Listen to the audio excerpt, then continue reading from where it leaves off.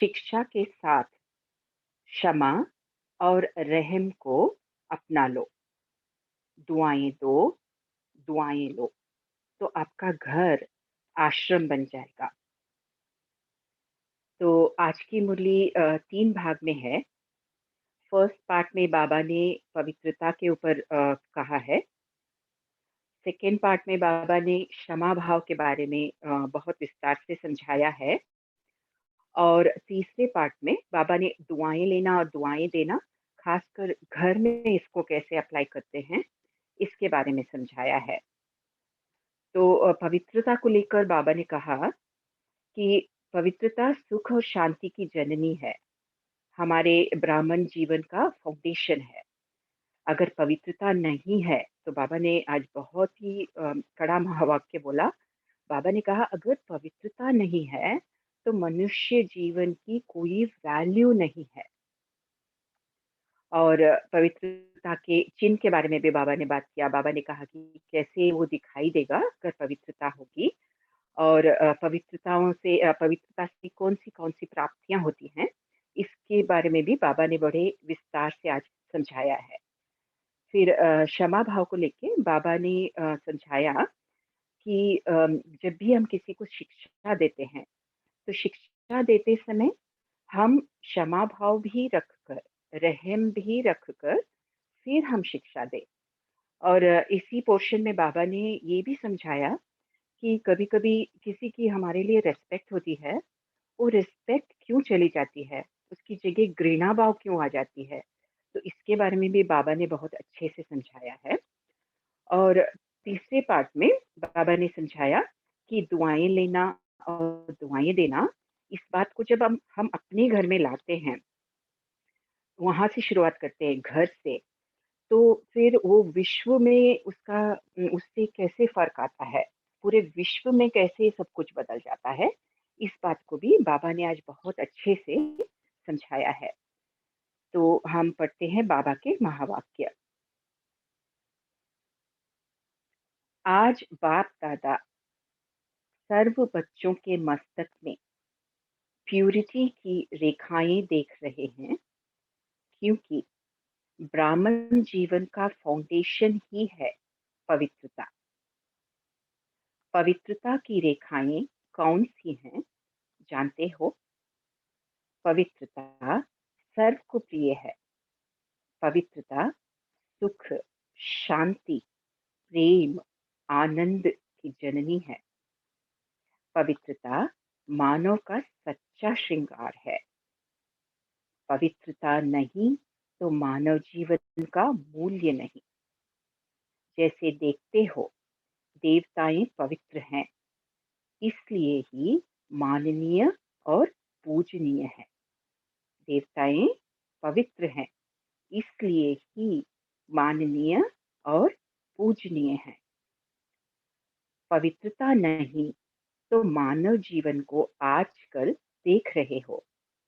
बाप दादा ने आप सभी बच्चों को ब्राह्मण जन्म का वरदान यही दिया, पवित्र भव, योगी भव।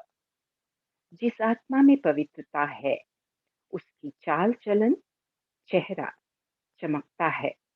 इसलिए पवित्रता ही जीवन को श्रेष्ठ बनाने वाली है। जैसे हम देखते हैं, आज के जीवन में भी कोई साधु संत होता है जो हद की पवित्रता फॉलो कर रहा है, फिर भी उसके फेस के ऊपर एक जैसे तेज होता है। तो बाबा हमें समझा रहे हैं, हम बेहद के सन्यासी, तो अगर हम पवित्र हैं तो वो हमारे चेहरे पर दिखाई देगा।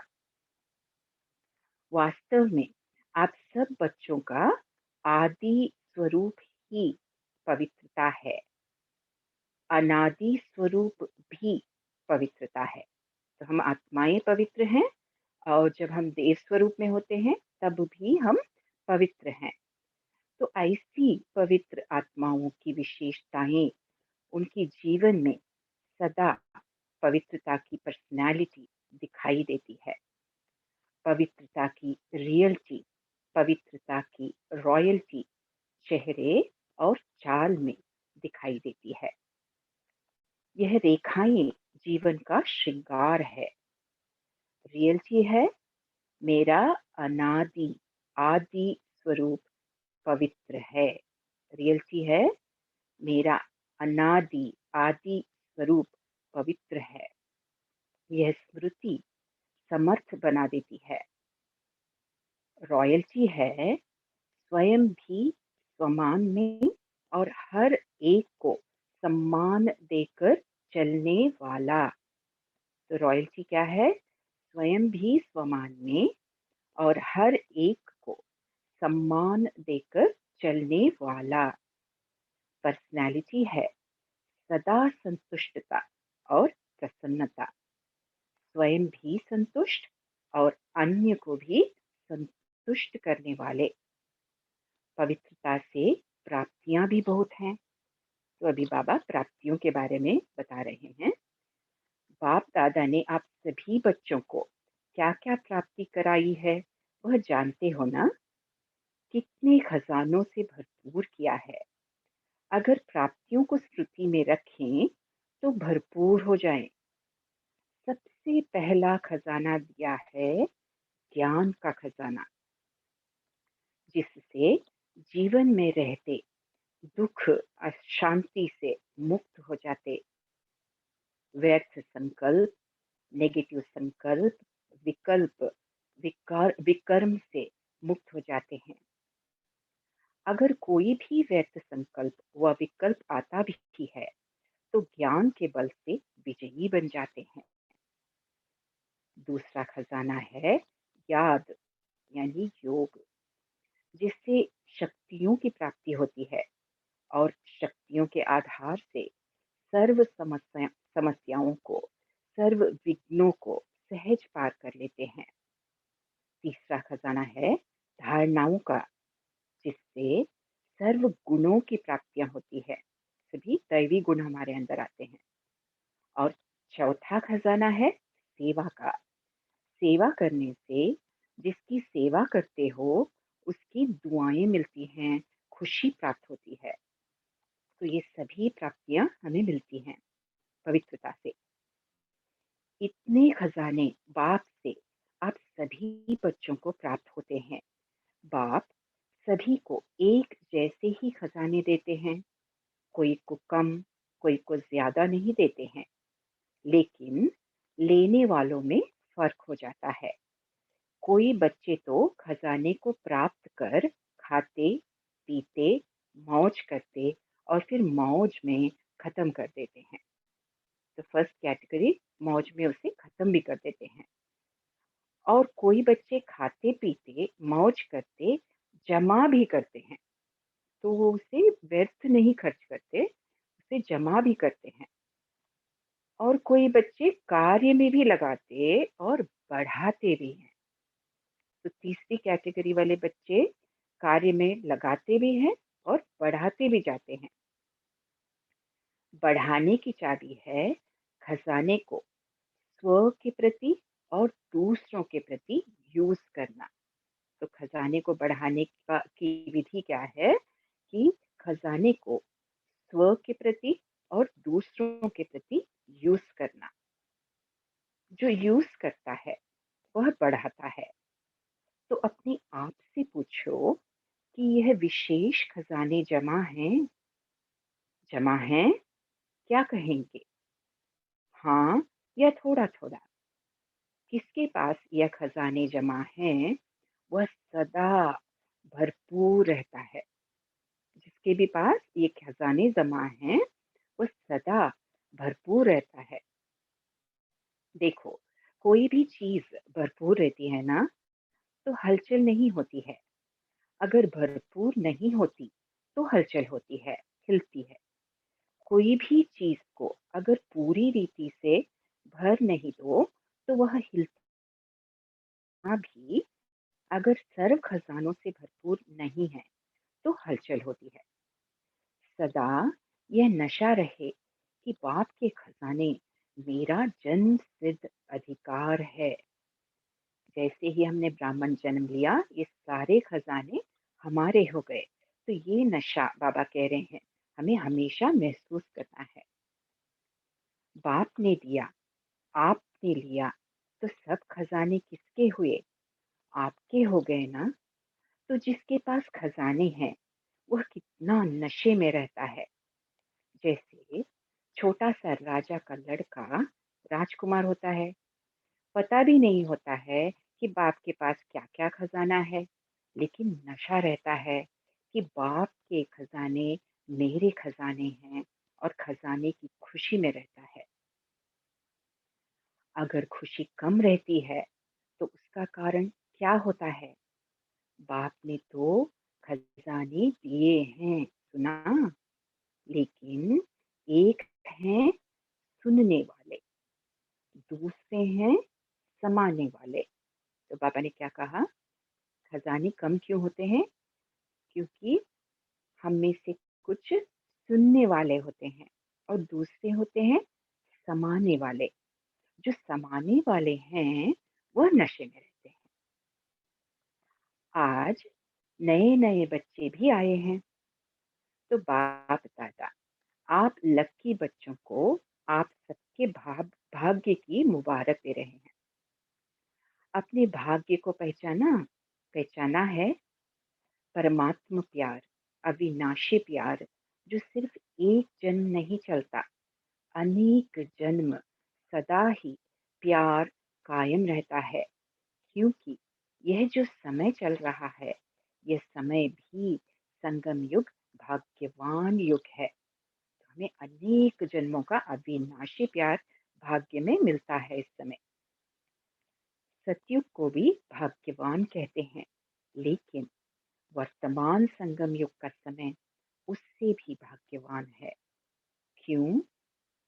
इस संगम युग में ही बाप द्वारा अखंड भाग्य का वरदान वर्षा प्राप्त होता है।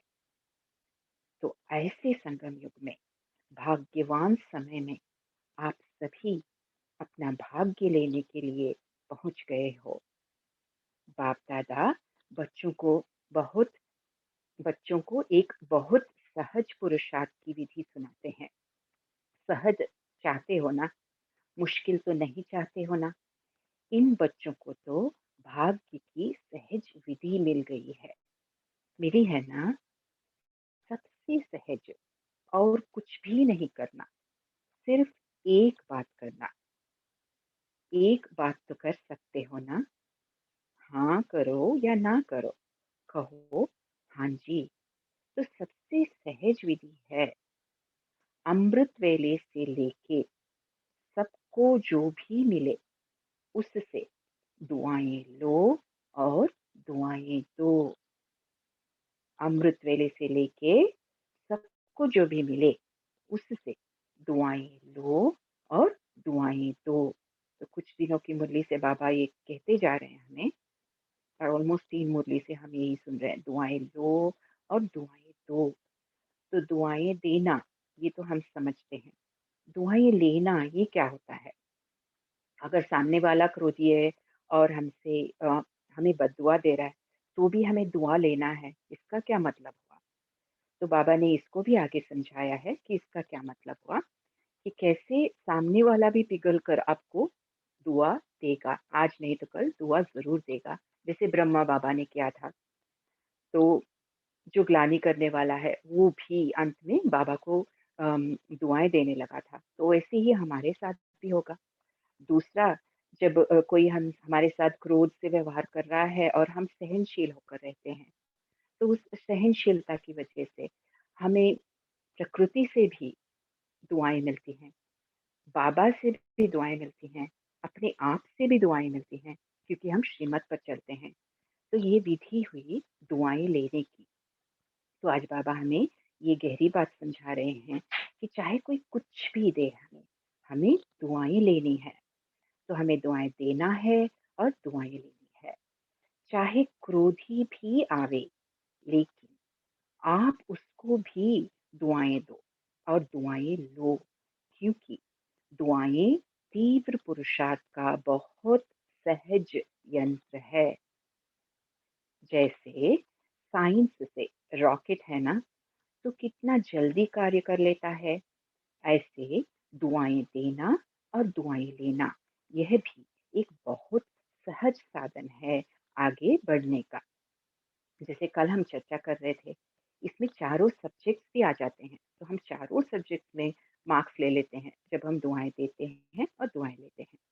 तो बाबा आगे समझा रहे हैं, अमृत वेले बाप से सहज याद से दुआएँ लो और सारा दिन दुआएँ दो और दुआएँ लो।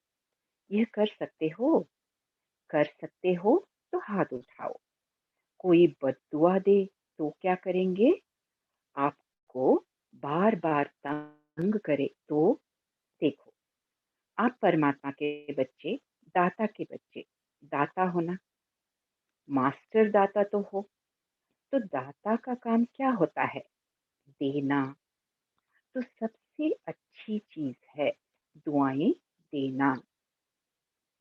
कैसा भी व्यक्ति हो, लेकिन है तो आपका भाई-बहन, परमात्मा के बच्चे तो भाई-बहन हो ना? तो परमात्मा का बच्चा है, मेरा ईश्वरीय भाई है, ईश्वरीय बहन है, उसको क्या देंगे? बद्दुआ देंगे क्या? बाप कभी बद्दुआ देता है?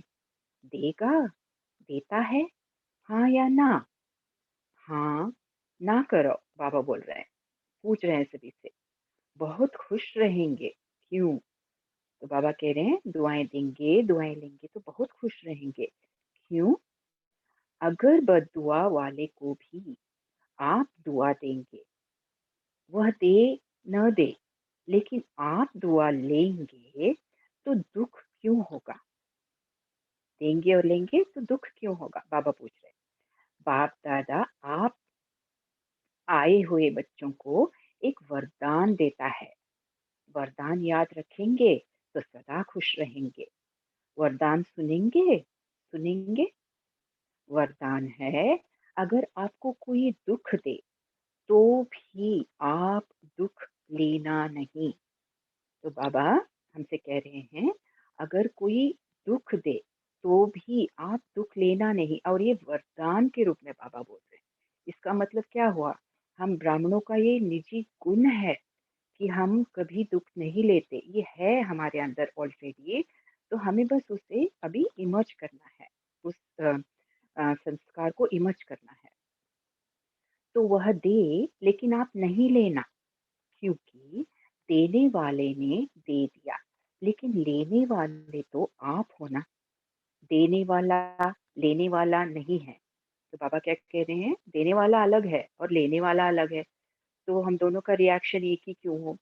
वो तो बस दुआ दे रहा है, तो आप दुआ ही क्यों लो? आप परिवर्तन करके लो उसे, दुआ लो आप उसे। तो बाबा कह रहे हैं देने वाला लेने वाला नहीं है। अगर वो बुरी चीज देता है, दुख देता है, अशांति देता है, तो बुरी चीज है ना। आपको दुख पसंद है? बाबा पूछ रहे हैं। नहीं पसंद है ना? तो बुरी चीज हो गई ना। तो बुरी चीज ली जाती है क्या? कोई आपको बुरी चीज देवे तो आप ले लेंगे? लेंगे? नहीं लेंगे। तो लेते क्यों हो? ले तो लेते हो ना। ये लेते हो तो दुखी कौन होता है? आप होते हो। है, लेने वाला ज्यादा दुखी होता है ना। अगर अभी से दुख लेंगे लेंगे नहीं, तो आधा दुख तो आपका दूर हो गया। लेंगे ही नहीं ना, और आप दुख के बजाय उसको सुख देंगे तो दुआएं मिलेगी ना। तो सुखी भी रहेंगे और दुआओं का खजाना भी भरपूर होता जाएगा। हर आत्मा से कैसी भी हो, आप दुआएं लो। तो इसको हमें ट्रिपल अंडरलाइन करना है। हर आत्मा से कैसी भी हो, आप दुआएं लो। शुभ भावना, शुभ कामना रखो। कभी कभी क्या होता है, कोई ऐसा काम करता है ना, तो कोशिश करते हैं शिक्षा देने की। तो अभी बाबा दूसरे पार्ट पे जा रहे हैं, शिक्षा देने के पार्ट पे। तो कोई ऐसा काम करता है, कुछ गलत कर देता है, तो हम उसे शिक्षा देते हैं। तो इसको ठीक कर दूं, शिक्षा देते हो। शिक्षा दो, लेकिन शिक्षा देने की सर्वोत्तम विधि है कि क्षमा का रूप बन के शिक्षा दो। तो बाबा ने कहा शिक्षा दो, ये गलत नहीं है, शिक्षा तो देनी है, शिक्षा दो, लेकिन कैसे देना है? शिक्षा देने की सर्वोत्तम विधि है कि क्षमा का रूप बन के तब शिक्षा दो। सिर्फ शिक्षा नहीं दो, रहम क्षमा भी करो और शिक्षा भी दो। तो हमारे अंदर उस आत्मा के लिए रहम भाव हो, क्षमा की भावना हो, फिर हम शिक्षा दें।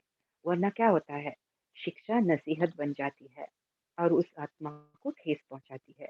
तो हमें कभी भी रहम और क्षमा भाव से शिक्षा देनी है। दो शब्द याद रखो, शिक्षा और क्षमा, रहम।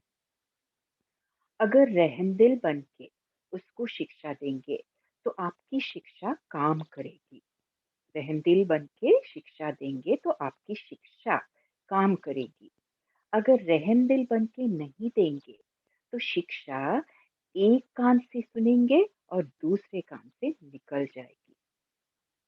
शिक्षा धारण नहीं होगी। ऐसे है ना, तो हम भी अनुभवी है कि हमारे साथ भी ऐसे होता है जब कोई शिक्षा देता है लेकिन रहम भाव नहीं होता तो हम भी उस शिक्षा को नहीं लेते। तो बाबा हमें ये कह रहे हैं कि हमें हमेशा शिक्षा रहम और क्षमा भाव से देनी है। अनुभव है, आप भी किसी का शिक्षक तो नहीं बन जाते। शिक्षक बनना जल्दी आता है, लेकिन क्षमा करना दोनों साथ साथ चाहिए। अभी से रहम रहम करने की विधि है शुभ भावना, शुभ कामना। तो बाबा ने क्या कहा, रहम करने की विधि है शुभ भावना, शुभ कामना। तो हाल ही में हमने शुभ भावना और शुभ कामना पे संडे की मुरली पढ़ी थी। तो उसमें बाबा ने बताया था कि जब हम निरंतर किसी के लिए शुभ भावना, शुभ कामना रखते हैं तो सामने वाले के जो गलत संस्कार है ना, वो भी दब जाते हैं। क्योंकि हमारे शुभकामना इतनी मतलब हम पावरफुल रखते हैं, तब वो दब जाते हैं, वो सामने वाले के संस्कार भी। तो हमें ये काम करना है, रखना है शुभ भावना और शुभ कामना। इसके लिए अगर हमने अपने अंदर ज्ञान को इमज रखा कि सामने वाला ऐसा क्यों कर रहा है, हमको सब पता है ना, ड्रामा में उसका रोल है, हमको पता है कोई ना कोई हमारा हिसाब किताब चल रहा है, सामने आ रहा है, इसलिए वो सामना कर रहा है। हमको सब ज्ञान है, तो उस ज्ञान को हमें इमर्ज रूप में रख के उसके लिए शुभ भावना, शुभ कामना रखना है, उसे छोड़ना नहीं है। तो जैसे कहते हैं ना, सच्चा प्यार पत्थर को भी पानी कर देता है, ऐसे ही क्षमा स्वरूप से शिक्षा देने से आपका कार्य जो चाहते हो यह नहीं करे, यह नहीं हो, वह प्रत्यक्ष दिखाई देगा। नहीं करना है वो बंद कर देगा। तो आपके रहम दिल बन शिक्षा देने का प्रभाव उसकी कठोर दिल भी परिवर्तन हो जाएगी। तो क्या वरदान मिला? न दुख देना, न दुख लेना। पसंद है? बाबा पूछ रहे हैं। पसंद है तो अभी लेना नहीं, गलती नहीं करना। जब बाप दुख नहीं देता तो फॉलो फादर तो करना है ना। तो बाबा ने कहा कि बाप कभी दुख नहीं देता तो हमें क्या करना है, फॉलो फादर करना है, हमें भी दुख नहीं देना है। हम भी तो बाप समान बनना चाहते हैं ना, तो हमें दुख नहीं देना है। कर रहे हैं, कभी कभी थोड़ा डांट देते हो। हम क्या करते हैं, कभी कभी डांट देते हैं। डांटना नहीं, रहम करो, रहम के साथ शिक्षा दो। बार बार किसको डांटने से और ही आत्मा जो है ना वह दुश्मन बन जाती है। तो बड़ी बात, बहुत बड़ी बात बाबा यहाँ समझा रहे हैं हमें। क्या होता है, ये अंग्रेजी में कहते हैं ना, नैगिंग नहीं करो, बार बार वही बात मत बोलो। तो बार बार किसको डांटने से और ही आत्मा जो है ना वह दुश्मन बन जाती है। बाबा कह रहे हैं घृणा आ जाती है। परमात्मा बच्चे हो ना, तो जैसे बाप पतित को भी पावन बनाने वाला है, तो आप दुखी को सुख नहीं दे सकते हो। क्योंकि ये क्यों ऐसे बाबा कह रहे हैं? जब भी कोई आत्मा हमें दुख दे रही है, कुछ गलत कह रही है, क्यों कर रही है वो ऐसे? क्योंकि वो स्वयं दुख में है, इसीलिए वो ऐसा कर रही है ना। तो बाबा कह रहे हैं इस बात को देखो, ये मत देखो कि वो क्या बोल रही है, ये देखो कि वो दुखी है, इसीलिए वो आपको ऐसी दुखी बना रही है, बनाने की कोशिश कर रही है, आपको भी दुखी बना रही है।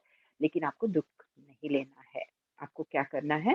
क्षमा भाव के साथ उसे शिक्षा देनी है और शुभ भावना, शुभ कामना रखनी है। तो बाबा कह रहे हैं अभी जाकर ट्रायल करना। ट्रायल करेंगे ना, तो पहले बाबा कह रहे हैं, तो पहले चैरिटी बिगिंस एट होम। परिवार में अगर कोई दुख देवे तो भी दुख लेना नहीं। तो अपने घर में भी हमें दुख नहीं लेना है। दुआएं देना, रहम दिल बनना पहले घर वालों पर करो। तो बाबा कह रहे हैं दुआएं देना, रहम दिल बनना सबसे पहले कहाँ करना है? अपने घर में। पहले घर वालों पर करो। आपके घर का प्रभाव मोहल्ले में पड़ेगा, मोहल्ले का प्रभाव देश में पड़ेगा, एक देश का प्रभाव विश्व में पड़ेगा। तो कैसे? ये सारे विश्व में पड़ेगा। बाबा विधि दे रहे हैं हमको। सहज है ना? अपने परिवार में शुरू करो। क्योंकि देखो, एक भी अगर क्रोध करता है तो घर का वातावरण क्या हो जाता है? घर लगता है या युद्ध का मैदान लगता है? उस समय अच्छा लगता है? बाबा पूछ रहे हैं। नहीं लगता है ना? तो आप लोगों के लिए भी है। तो आज वीआईपी के साथ मधुबन वाले समर्पित भाई बहनों के सामने बैठे हैं। मैं याद प्यार पढ़ दूं दीदी कि कंटिन्यू करूं? तो आप लोगों के लिए भी है। आज वीआईपी के साथ मधुबन वाले समर्पित भाई बहनों की भाई बहनें भी सामने बैठे हैं। अपने अपने साथियों से, अपने अपने कार्यकर्ताओं से ना दुख लेना ना दुख देना। तो बाबा इसके लिए भी कह रहे कार्यकर्ताओं से भी ना दुख लेना ना दुख देना, दुआएं देना और दुआएं लेना।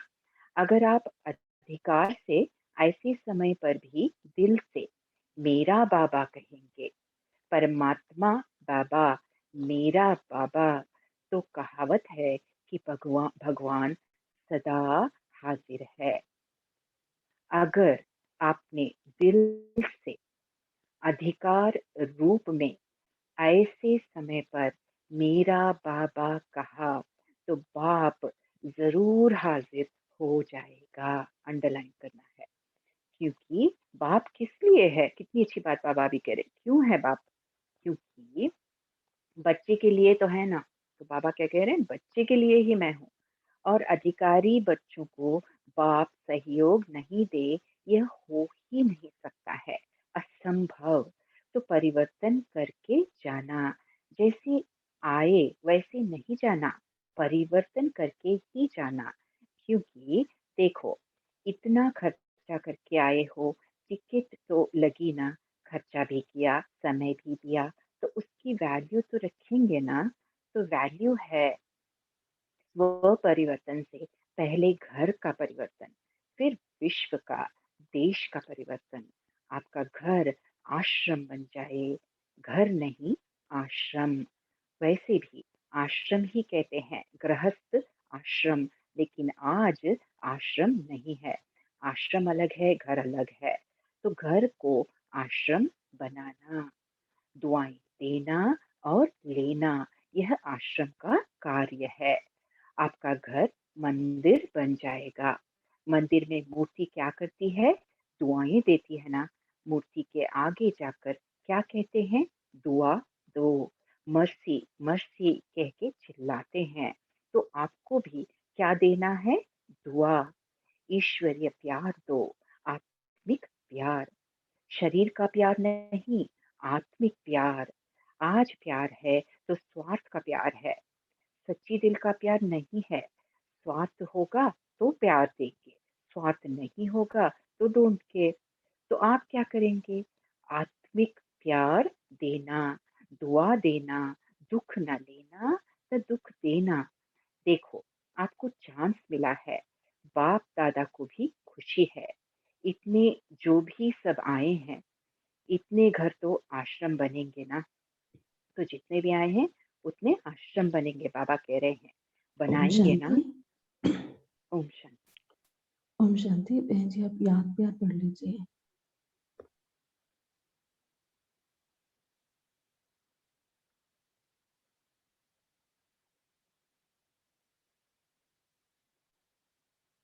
तो आज बाबा याद प्यार में कह रहे हैं, चारों ओर के देश विदेश के बच्चों की याद बाप दादा को मिली है।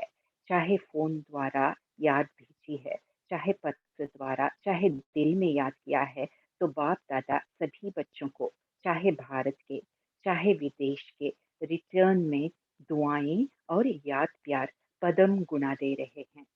चारों ओर के परमात्म प्यार के अधिकारी बच्चों को, चारों ओर के सर्व खजानों से भरपूर, निर्विघ्न, निर्विकल्प, निर्व्यर्थ संकल्प रहने वाली श्रेष्ठ आत्माओं को, साथ साथ सर्व परिवर्तन करने और कराने के उमंग उत्साह में उड़ने वाले बच्चों को, साथ साथ बाप दादा को सच्ची दिल का समाचार देने वाले सच्चे दिल वाले बच्चों को, विशेष दिलाराम के रूप में, बाप के रूप में, शिक्षक के रूप में, सतगुरु के रूप में पदम गुना याद प्यार और नमस्ते। हम बच्चों का भी बाप दादा को पदम गुना याद प्यार और नमस्ते। थैंक यू बाबा। ओम शांति। हम 1 मिनट साइलेंस रखते हैं।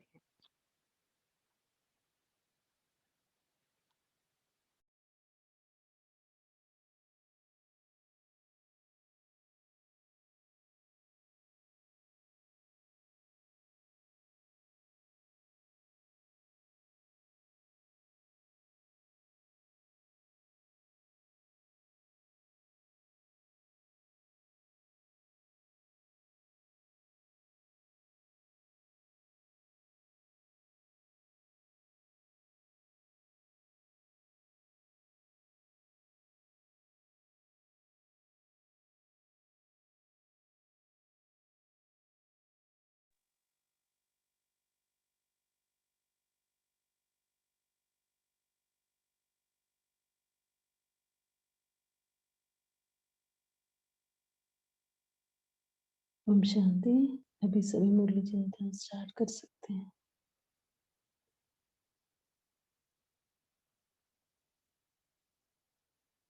क्या बताया आज बाबा ने? बहन जी ओम शांति। बहन जी आज बाबा ने कहा है कि अमृत वेले से लेके सबको जो भी मिले सबको दुआएं देनी है, दुआएं लेनी है। ये तीर पुरुषार्थ का सहज यंत्र है। ओम शांति बहन जी। ओम शांति। आज प्यारे बाप दादा ने हमें बहुत अच्छे खजाने को कैसे यूज करें, खजाने के बारे में बताया। तो इसमें जो हमारे प्रैक्टिकल में जो पेपर्स आते हैं, जैसे संबंध संपर्क में आते हैं, तो बाबा ने जो चौथा खजाना बताया सेवा का, सेवा करने से जिसकी सेवा करते हो उसकी दुआएं मिलती हैं और खुशी प्राप्त होती है। तो बाबा ने इसको बहुत अच्छे से समझाया कि जैसे कोई गलत बोलता है या हमारी बात नहीं सुनता है परिवार में भी, तो ये समझें कि वो आत्मा दुख में है, और अगर हम उसको डांटेंगे तो वो और ही दुश्मन बन जाएगी। तो पापा ने कहा कि उस पे रहम कर, शुभ भावना रखो, शिक्षा और क्षमा और रहम, इसको करके अगर आप इस विधि से करेंगे, शुभ भावना शुभ कामना रखेंगे, तो वो आत्मा जरूर सुनेगी। तो इसके लिए बाबा ने कहा कि आप, अगर वो आपको कुछ कहता है तो आप दुख, उसको वो दुख लो नहीं, क्योंकि आप दुख ले लेते हो तो आपका दुख भी बढ़ जाता है और दुखी हो जाते हो। तो बाबा ने कहा कि उसके बदले उसको दुआएं दो। तो एक तो आपका दुख कम हो गया, और दुआएं देने से हमारा दुआ का खाता भी बढ़ेगा, खजाना बढ़ गया, हम सुखी भी रहेंगे। तो इसके लिए बाबा ने वरदान दिया है कि अमृत वेले से जो भी मिले बस सबके लिए दिल से दुआएं, इसका भी कल्याण हो, ये आत्मा भी सुखी रहे, ये भी खुश रहे। तो ये हमें निरंतर सुबह से शाम तक करना है तो हम बहुत खुश रहेंगे। ओम शांति। Thank you. ओम ओम शांति। आज जैसे कि ना बाबा हमें बताते हैं कि 5% आत्माएं ऐसी होती है जिनको आप संतुष्ट नहीं कर पाते हो। तो वो 5% आत्माएं जब हमारे सामने आती है ना, तो हम बाबा की श्रीमत को ध्यान में रखते हैं कि हमें इसके सामने बोलना नहीं है, इसके साथ इसके जैसा व्यवहार नहीं करना है ना। तो हम क्या करते हैं, सहन करते हैं उस आत्मा को। और कभी कभी बहुत बार सहन करते करते हम दुख की भासना में आ जाते हैं, क्योंकि कितना भी कर लो उन आत्माओं का, लेकिन वो जो है ना बद्दुआएं देना बंद नहीं करती हैं, और बद्दुआएं हमें दुख की फीलिंग में ले आती हैं। तो बाबा कहते हैं पहले बात तो दुआएं आप उनको दो, बद्दुआएं लो ही मत। अगर बद्दुआएं ले भी लेते हो तो उनको बदले में कई सारी दुआएं दे दो, तो आपको दुख की भासना नहीं आएगी। दूसरी बात ये कि अगर आपको लगे कि दुख मैं सहन नहीं कर पा रही हूँ, तो आप दिल से बाबा का आवाहन करो। फिर एक और बात क्या आती है ऐसी आत्माओं के साथ कि हम समझते हैं कि अज्ञानी हैं, हम इनको समझाने की कोशिश करने लग जाते हैं कि भाई इनका भी भला हो जाए। लेकिन बाबा कहते हैं कि जब आप समझाते हो, उनको शिक्षा देते हो, तो आपका स्वरूप जो है वो क्षमा का भी होना चाहिए। क्षमा भाव से रहम दिल बनकर जब आप किसी को शिक्षा देते हो ना, तब वो समझती है। ऐसे ही शिक्षा देने से कोई फायदा नहीं होता, वो एक कान से सुनेंगी दूसरे से निकाल देंगी। तीसरी बात क्या आती है कि कभी कभी हम समझते हैं ना कि सीधी उंगली से घी नहीं निकलेगा, तो उंगली टेढ़ी कर लो, यानी कि थोड़ा बहुत डांटना पड़ेगा। जो समझ से नहीं समझ रहा है उसको डांट के समझाएंगे। तो बाबा कहते हैं डांटने से भी कुछ नहीं होगा, डांटने से भी और दुश्मन बन जाएगी, घृणा आ जाएगी उसके अंदर आपके लिए। फिर चौथी बात क्या होती है, ऐसी आत्माओं के साथ स्वभाव संस्कार का टकराव हो जाता है, जिसमें काम, क्रोध, लोभ, मोह, ईर्ष्या, अहंकार, ये सारे हमारे संस्कार सामने आने लग जाते हैं। तो फिर और ही ज्यादा भारीपन आ जाता है। तो बाबा कहते हैं कि इन कमियों को तुमने कई टाइम तक पाल के रखा है ना, तो अभी ये तो वापस आएंगी ही आपके पास। जैसे किसी पशु को पालते हैं, दूर जाके छोड़ाओ फिर भी वो वापस आ जाता है। तो ये कमी कमजोरियां तो आएंगी ही, लेकिन आपको क्या करना है, आपको सागर में समा देना है कि बाबा ये चीज तो आप ही की है ना, आप संभालो, यह जाने मैं आप जानो, मैं इसको यूज नहीं करूंगा, ये चीज होनी चाहिए। और फिर दूसरा, मन की कंट्रोलिंग पावर होनी चाहिए। तो चार बातें ये हैं जो कि स्वभाव संस्कार के आत्माओं के साथ हमारे टकराव होते हैं, या फिर हम दुख की फीलिंग में आते हैं। तो चार बातों की तरफ हमें बहुत ध्यान रखना है। शिक्षा देनी है तो उसके प्रति रहम दिल बनकर, डांटना नहीं है, दुख लेना नहीं है, बदले में दुआएं देकर सुख देना है और सुख लेना है। और कोई कमी कमजोरी सामने आ जाए तो बाबा को वापस कर देना है। ओम शांति। ओम शांति। ओम शांति। ओम शांति। मेरी आवाज आ रही है बहन? आज बाबा ने कहा कि दुआएं दो और दुआएं लो, और इसकी शुरुआत अपने घर से करो। घर वालों को पहले दुआएं देना शुरू करो, तो जब घर परिवर्तन होगा तो देश परिवर्तन होगा, और देश परिवर्तन होगा तो विश्व परिवर्तन हो जाएगा। ओम शांति। ओम शांति। आज बाबा ने संगम युग के महत्व के बारे में बोला। परमात्मा प्यार, अविनाशी प्यार, जो सिर्फ एक जन्म नहीं चलता, अनेक जन्म सदा ही प्यार कायम रहता है। क्योंकि यह जो समय चल रहा है, यह समय भी संगम युग भाग्यवान युग है। सत्ययुग को भी भाग्यवान कहते हैं, लेकिन वर्तमान संगम युग का समय उससे भी भाग्यवान है। इस संगम युग में ही बाप द्वारा अखंड भाग्य का वरदान वर्षा प्राप्त होता है। ओम शांति। थैंक यू बाबा। ओम शांति।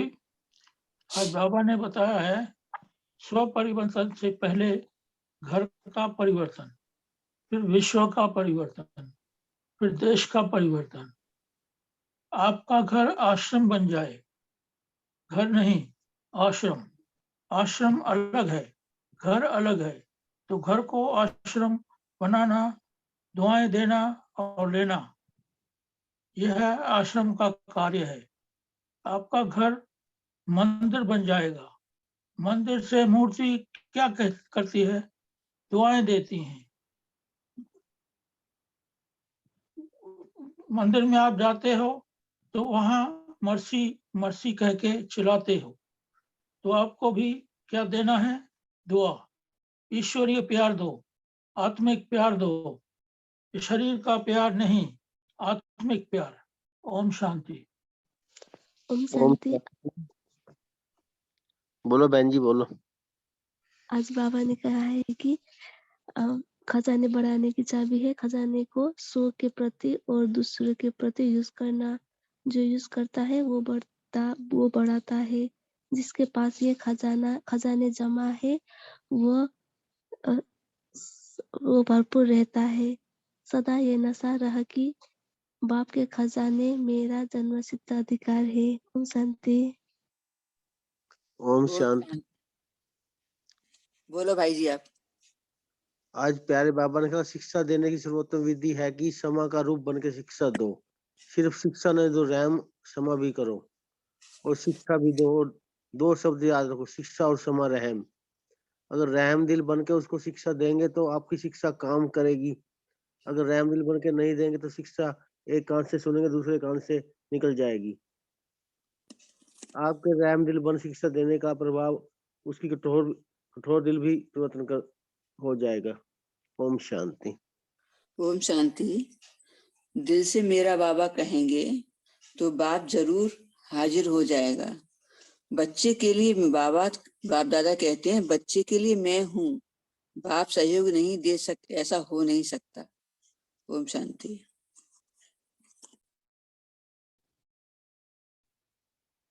ओम शांति। शांति। ओम बोलिए शांति। आज बाबा ने बोलिए। प्योरिटी पर काफी जोर दिया। बाबा ने कहा आप ब्राह्मणों का फाउंडेशन ही है प्योरिटी। प्योरिटी सुख, शांति, पवित्रता, प्रेम, आनंद इन सब की जननी है। बाबा बोले कि आपका आदि अनादि स्वरूप ही पवित्र है। देवताएं क्यों माननीय पूजनीय है? क्योंकि पवित्र है। तो वो पवित्र आत्मा का चाल चलन चेहरे से उसकी चमक दिखाई देगी। फिर बाबा ने हमारी हमारी रियलिटी, रॉयल्टी और पर्सनैलिटी याद कराई कि आपकी रियलिटी, आपका आदि अनादि स्वरूप पवित्र है और यही स्मृति से समृद्धि आ जाती है। आपकी रॉयल्टी है कि आप खुद भी स्वमान में रहेंगे और हर आत्मा को सम्मान देकर ही आगे बढ़ाएंगे। और आपकी पर्सनैलिटी है संतुष्टता की और प्रसन्नता की। स्वयं भी संतुष्ट और आपसे हर अन्य आत्मा भी संतुष्ट। ओम शांति। ओम शांति। सभी को थैंक्स। अभी समय भी हो रहा है तो आज के लिए हम होमवर्क ले लेते हैं। जैसे कि बाबा ने कहा है कि सुबह से लेकर शाम, सुबह से अमृत वेले से ही सबको हमें क्या देना है? दुआएं देनी है। वो हमारा तीव्र पुरुषार्थ का सहज यंत्र है कि दुआएं दो और दुआएं लो। तो आज हम यही करेंगे, जो भी हमें मिले सबको दिल से दुआएं देंगे। और अगर हम किसी को शिक्षा भी देना चाहते हैं तो क्षमा और रहम भाव से शिक्षा दें कि इसका भी कल्याण हो, हर एक के प्रति शुभ भावना रखें। तो आज हम यही पुरुषार्थ करेंगे।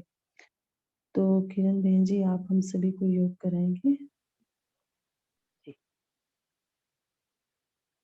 ओम शांति। अपने आप को भ्रुकुटी तख्त पर देखेंगे। मैं परम पवित्र आत्मा हूँ। इस देह की दुनिया से अलग एक सेलेस्टियल बॉडी हूँ।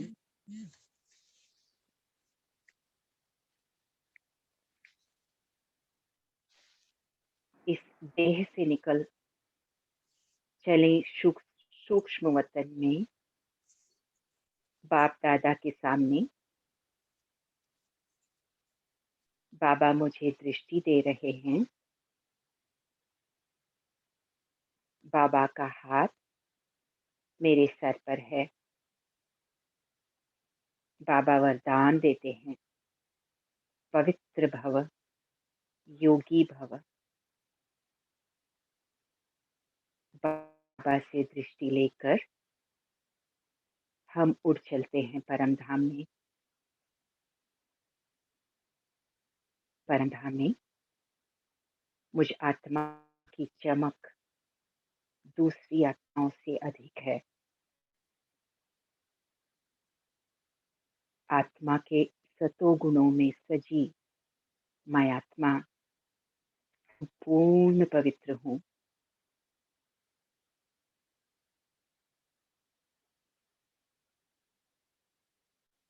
चौरासी जन्मों का पाठ मुझ में नूंद है।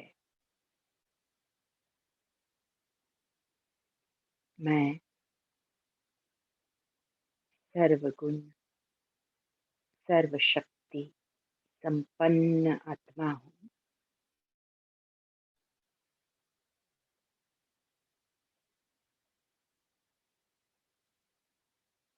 आप अपने आप को ले चलें सतयुग में, लक्ष्मी नारायण की डायनास्टी में। मैं देव कुल की आत्मा, 16 कला संपूर्ण निर्विकारी मर्यादा पुरुषोत्तम, डबल अहिंसक, डबल ताजधारी संपूर्ण पवित्र आत्मा हूँ।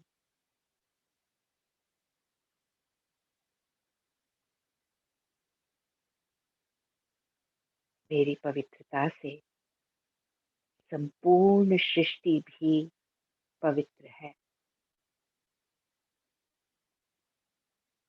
मैं परम पवित्र आत्मा हूँ।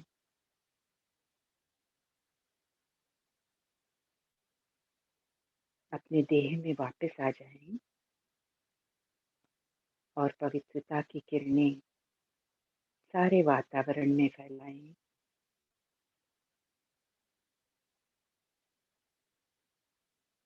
ओम शांति। ओम शांति। थैंक यू बहन जी, आपने बहुत अच्छे से मुरली भी पढ़ी और योग भी कराया। सभी को धन्यवाद। कल फिर मिलेंगे। ओम शांति। Have a nice day. ओम शांति। Om Shanti. ओम Good day, शांति। everyone. Have a nice day to all. ओम शांति। गुड गुड शांति। Morning. Have a nice day. Om good morning. Shanti. Have a nice day.